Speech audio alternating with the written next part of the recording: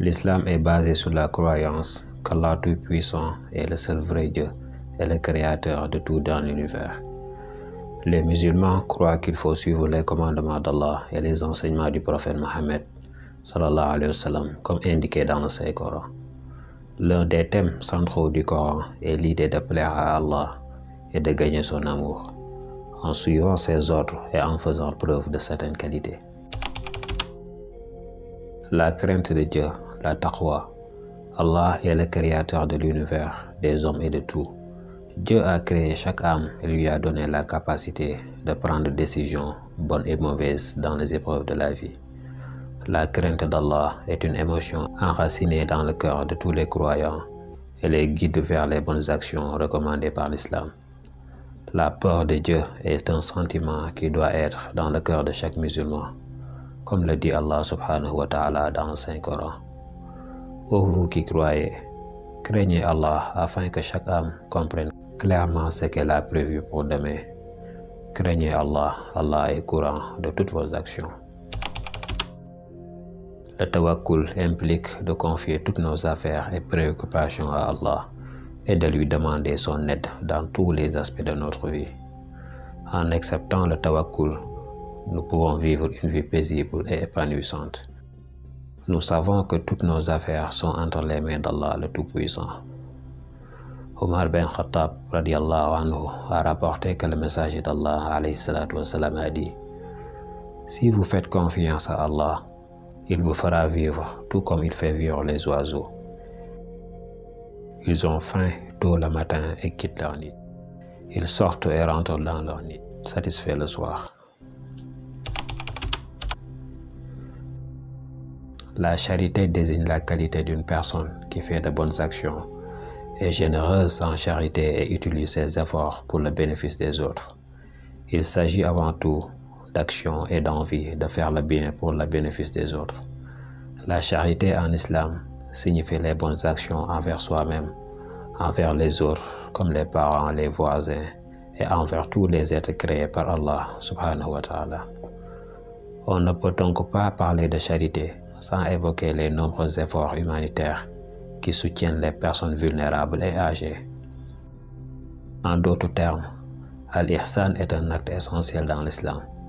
En fait, face à toute la création de Dieu, qu'elle soit humaine, animale ou autre, nous devons agir dans leurs ensembles, en pourvoyant à leurs besoins et en étant gentils avec eux. Le prophète sallallahu alayhi wa sallam s'exprime dans les mots suivants. Ihsan consiste à adorer Dieu comme si tu le voyais, car même si tu ne vois pas Dieu, Dieu te voit. L'islam nous enseigne que l'honnêteté ne se limite pas à dire la vérité. L'honnêteté en islam implique la coexistence de l'intérieur et de l'extérieur, de l'intention et de l'action, de la croyance et de la parole, de la prédication et de la pratique. Par conséquent, l'honnêteté est la base du caractère musulman et le point de départ d'un comportement vertueux. En recherchant constamment l'honnêteté et l'intégrité, on s'améliore avec le temps et mène une vie plus vertueuse. Grâce à ces qualités, elle jouit d'une position élevée à la fois auprès de Dieu et des hommes. Les pieux seront placés dans les jardins et à proximité des ruisseaux, dans la demeure de la vérité, près du souverain, le Tout-Puissant. Nous sommes créés et nous sommes responsables de toutes nos actions. Ceux qui croient fermement avoir un créateur restent convaincus de la nécessité d'obéir à ce créateur. À son avis, elle ne peut pas décider elle-même quelle voie prendre. La soumission et l'obéissance à Dieu sont les fruits de la vraie foi. De nombreux versets du Coran associent foi et obéissance. Dans la sourate Al-Ahzab, Allah subhanahu wa ta'ala dit: une fois qu'Allah et son messager ont décidé d'une question, les croyants et les femmes croyantes n'ont pas le droit de choisir leurs actions. Et dans la sourate Al-Nur, lorsque les croyants ont demandé le jugement à Allah et à son messager, leurs seuls mots ont été: nous avons écouté et nous avons accepté. Ce sont les gens qui réussiront. La persévérance nous permet de surmonter tous les obstacles qui freinent notre progression et notre réussite. Parce que n'oubliez pas que le succès s'accompagne de nombreux problèmes et d'échecs. Nous avons l'occasion d'observer plusieurs personnes qui ont atteint des postes élevés dans la vie, tandis que d'autres sont à la traîne des progrès de ce siècle. Il s'avère que la différence fondamentale entre ces deux catégories réside dans leurs attitudes et leur ténacité face aux défis existentiels. La vie est véritablement un vaste champ de bataille qui s'étend sur tout l'être d'un individu. Et dans ce cas, la persévérance est l'arme idéale pour s'engager dans le combat. La victoire ici revient uniquement aux courageux qui ne se rendent pas et ne se soumettent pas aux obstacles à aucun moment pour quelque raison que ce soit. Car à chaque fois qu'ils tombent, ils se relèvent et font un nouvel effort plus soutenu pour finalement gagner. Combien de prophètes ont combattu aux côtés de nombreux disciples? Ils n'étaient pas ébranlés par quoi que ce soit qui pouvait les mettre sur le chemin de Dieu. Ils n'ont pas faibli ni cédé, et Dieu aime les endurants. La gratitude consiste à connaître et à reconnaître les bénédictions de Dieu sur nous, à faire un usage légitime de ces bénédictions et à exprimer notre gratitude envers Dieu. Les bénédictions d'Allah sur nous sont innombrables. Ces prestations peuvent être divisées en plusieurs catégories. Les avantages comprennent la santé, la richesse, la science, la nature. Ceux-ci sont donnés aussi bien aux croyants qu'aux incroyants.